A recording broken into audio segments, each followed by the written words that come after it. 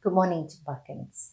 It's so nice to see you in my sitting room and me in your homes.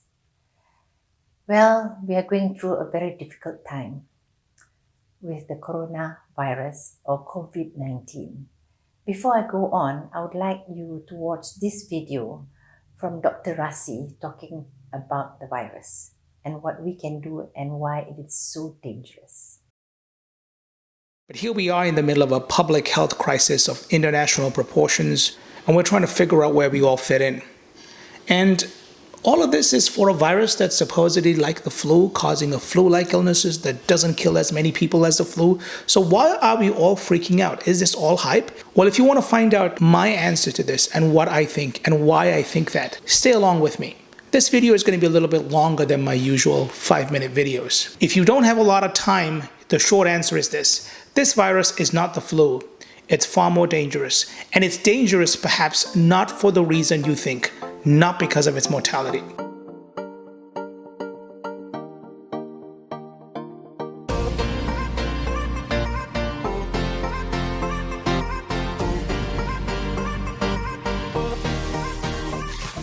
So one of the problems I always run into people who I have discussions about this virus with is the inevitable comparison to influenza. A lot of people will tell me, listen, a lot of people die with the flu every year. A lot of people get the flu every year. And we get the flu every year and nobody seems to bat an eyelid. But then suddenly the coronavirus comes out of nowhere and its mortality rate is lower than the flu. It infects less people than the flu. And so far, fewer people than the flu have gotten killed and everybody is freaking out. This virus is more serious than the flu, but it's serious for a different reason. Although in terms of number of people affected every year, this virus doesn't even crack the top 10 causes of death. It is also not wise to blow this virus off as just the flu. Here's why. Let's do the comparison with the flu and starting with mortality rate. So as a sidebar, let me explain to you what mortality rate is. Mortality rate is calculated by taking the number of people who die from this infection and dividing it by the total number of people who have the infection. Now we know that for this particular coronavirus, the actual mortality rate is somewhere around 1%. The actual figure is imprecise because there is so much variability from country to country. The current US data hover at approximately 2.2%. But remember, we also don't have the total numbers yet. We don't have a good test in America, and as a result, as we develop a better test and start testing more and more people, that denominator is going to expand, and overall the mortality rate is going to be reduced. That being said, every study done so far shows that this virus is still at least 10 times deadlier than the common flu. The second reason that this virus is more dangerous is because unlike influenza, there is no treatment or vaccine available. Now, there are some treatments in the pipeline, but nothing is set in stone, and we are at least 18 months away from having a proper vaccination. Number 3, immunity. We have no innate or acquired immunity to this particular virus. Innate immunity is the immunity that you have from birth that helps you fight off certain unknown viruses. Acquired immunity is the immunity that comes from your body having seen a virus before. So when it comes to influenza, for example, all of us in some way, shape, or form have seen this virus before, and we have some acquired immunity to it. We have none for the coronavirus. Then there's also the issue of demographics. You see, influenza usually affects the youngest in our population and the oldest in our population. The coronavirus seems to affect the elderly population preferentially over the youngers. So in children, the mortality rate is about 0.2%, and that's quite low. But when it comes to the elderly population over the age of 80, your mortality rate with this virus can be as high as 15%.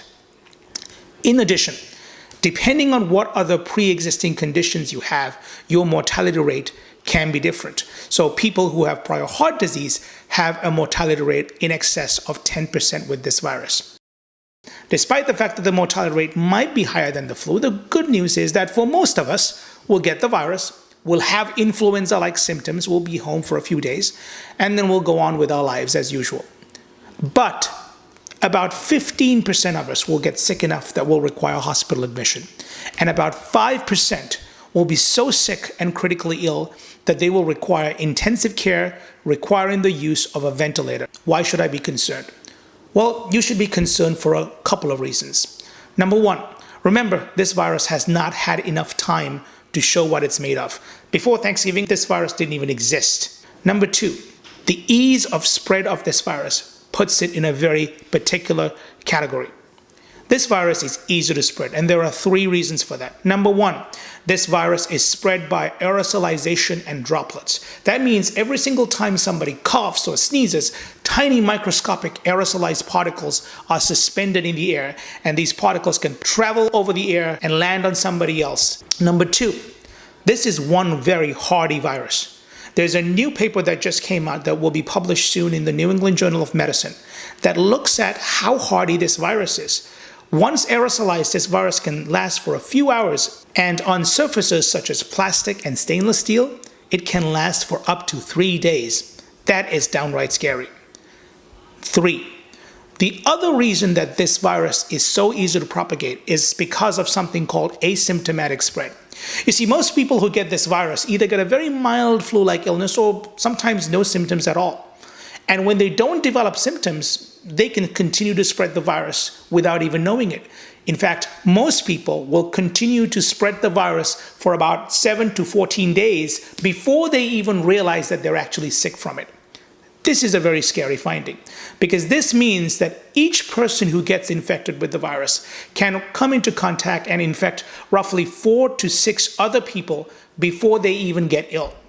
So, all those points aside, what is the most important reason that makes this virus so scary? And I told you I was going to leave it to the end. Well, the most important reason that this virus is scary is not because of its mortality. It's because of something called capacity threshold. So what exactly is capacity threshold? And let me explain that to you.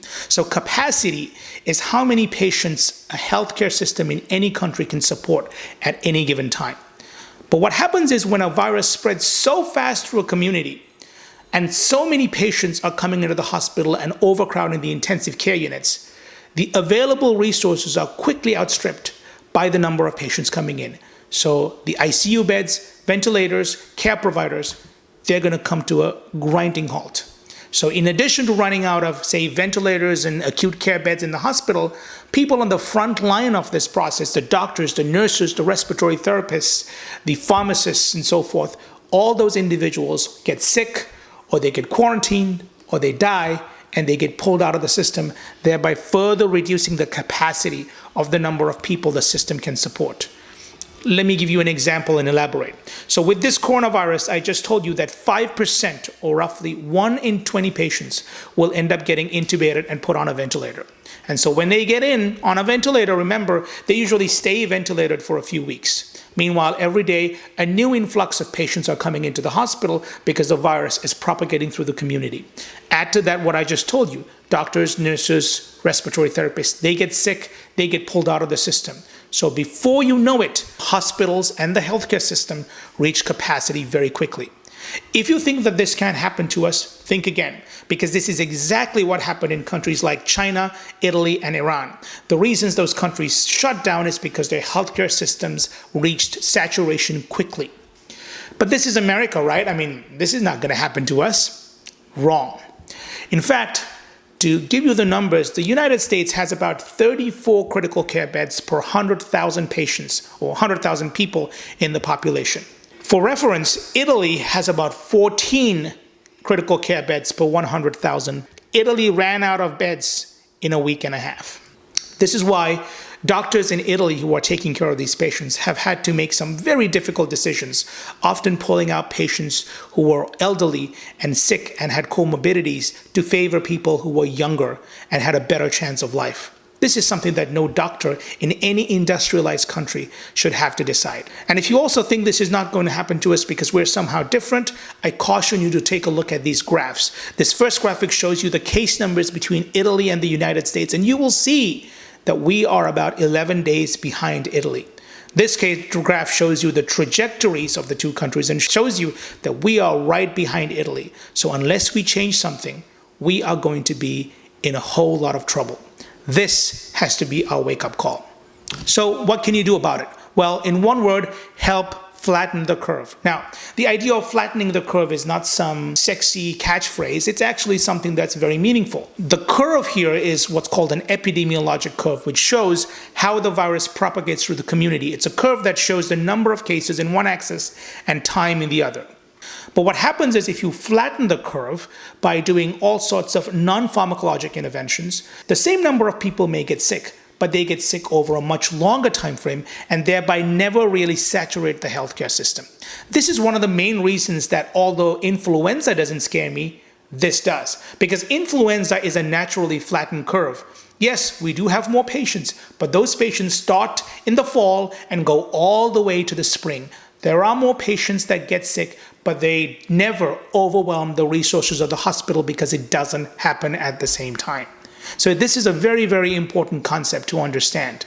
So how do you help flatten the curve? There are a couple of things you can do. Number one is this concept of social distancing.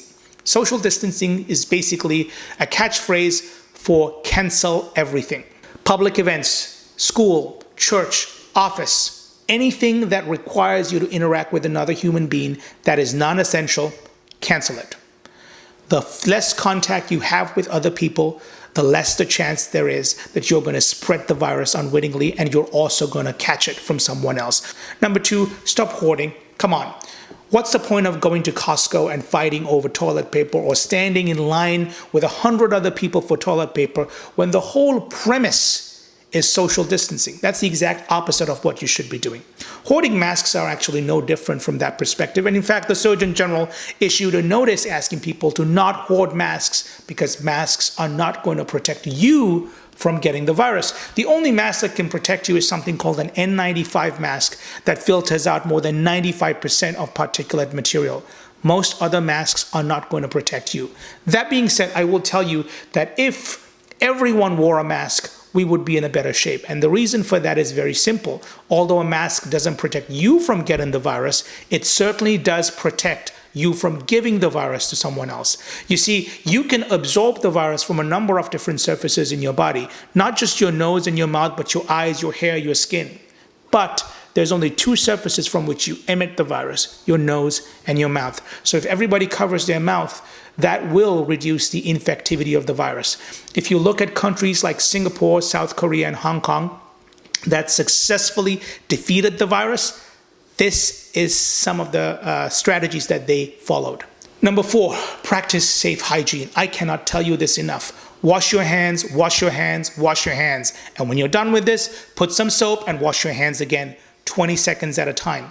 If you cannot wash your hands, you can use something like hand sanitizer, but make sure that it has at least 60% alcohol in it.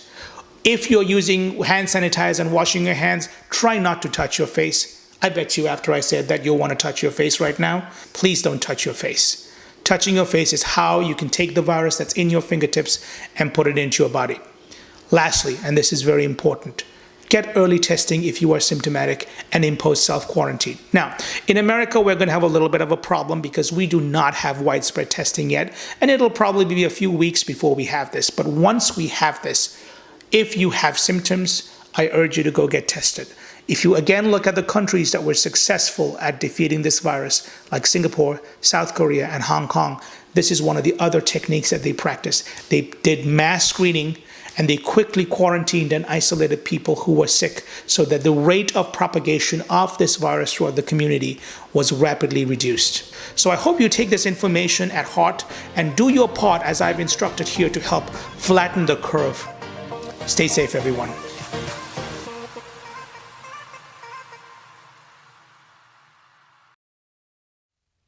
Well, children, you have just seen the video, so now you know why it is so serious. This virus cannot be taken lightly. It can strike anywhere, and you don't even know that you've got it, and you may have infected many people. But what's very important, the threshold to our capacity of giving medical services. We have many doctors out there helping in the hospitals, looking after patients, those who have been infected. And we don't want this to be a system where it's going to fail because there's so many people who are infected. And we also have Cempakan alumni out there in the medical services helping people. So we must really stay in. That's our role, to not put our medical services at a strain. So please, Cempakan, stay home. Do not go anywhere. Do not even go and have a sleepover, even visit your neighbors, because you really do not know what's lurking out there.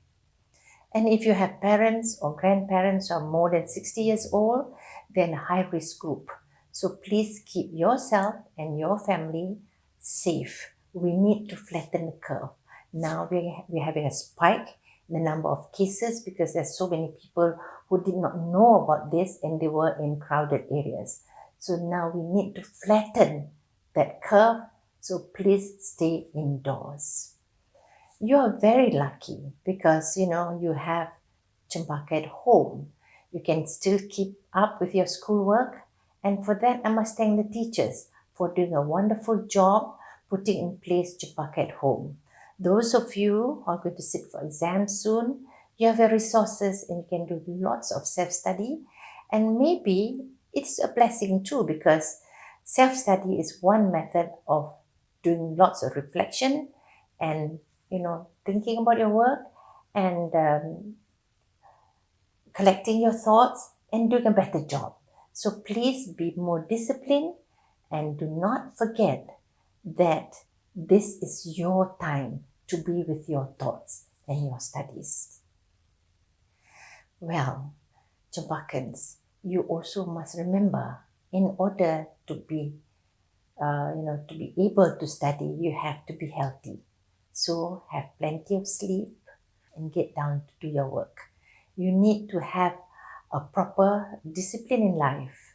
So start making hard decisions, like have a proper sleep time. Let's say you sleep at 10 o'clock and get up at a regular time at 6 o'clock and make this a habit. Once it's a habit, then it becomes a routine. Then you can see that you have disciplined yourself, at least in getting up in the morning and then starting your work. Well, besides that, you can actually do other things. Maybe do a little bit of light reading. Look up books that you have not read before. You can buy books online now. And you can even do some baking or cooking. And maybe you can put that online so that we can all share what you have discovered. Do not go out to the shops to buy ingredients for a new recipe. Be creative. This is a time for you to put your thoughts together and be as creative as possible. So that's one way of making your life more interesting.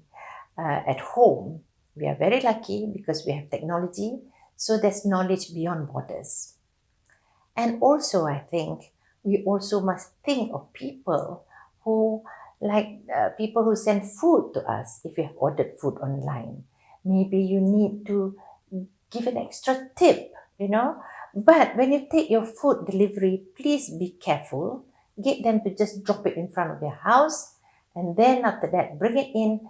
Be careful. You have to wash your hands, clean the containers, and make sure that all surfaces are clean. So this is also something we have to be very mindful. So we have to remember how to behave during these 2 weeks of a lockdown period.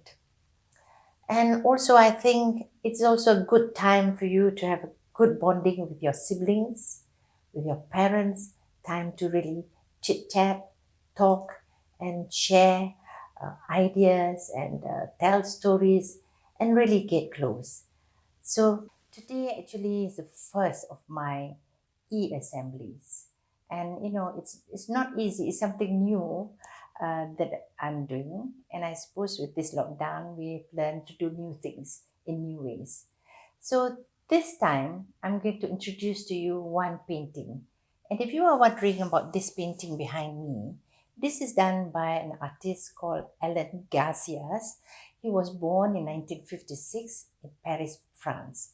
If you look at his painting, it's actually a lot. It's like an architectural drawing, with vanishing points. It's perspectives. You can see the light coming in through the door and how the shadows fall onto the canvas. Now, his canvas is very special because he treats it with a substance called gesso. And this substance has got marble in it. So it's got a very special, unique feature. So when he paints, you could see a different texture on the canvas. Here, you could see that he likes to draw like an interior of a house, like bringing you back into history, in through the doors, the corridors, and the walls, marble walls, and right to the back.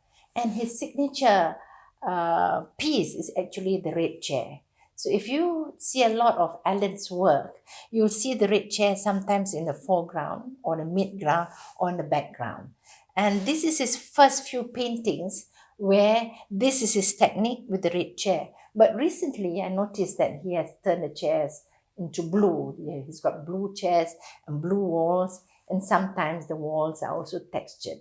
But personally, I like the original art piece with the red chair. So this is really, really beautiful, but it's very difficult because when you paint something with perspective, you have many vanishing points. You can have one or two, which is easy, but if you can look at this painting, there are many, many vanishing points because he has got so many layers, the forefront, the mid ground, and the background. So you could go through the layers, this layer, the forefront, and then you go to the mid ground and then to the back. So through these layers of doors and corridors right to the back of the painting. So that requires a lot of vanishing points, and it's very, very difficult. So, well, Cempakans, for the next assembly, I'll introduce you to another genre of art. So maybe you could look up Alan Garcias and learn more about him. So with that, Cempakans, please take care, keep safe, and I love all of you. Thank you.